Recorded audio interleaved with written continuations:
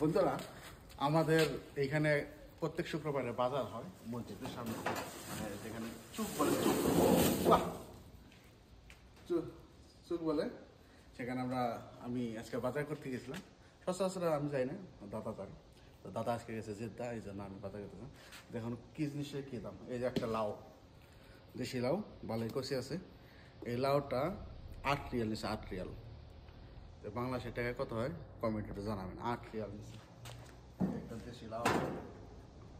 তারপরে বাতাতাস মানে আলু, এই পুরা আলুর প্যাকেটটা 3 কেজি 3.5 কেজি হবে, 9 রিয়াল নিচ্ছে, 9 রিয়াল।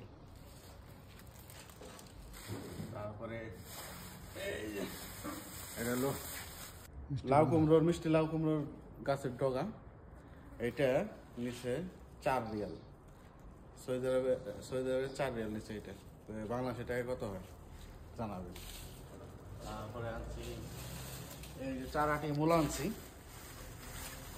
4 আটি মূলার দাম 6 রিয়াল। এগুলা 2 আটি 3 রিয়াল করে।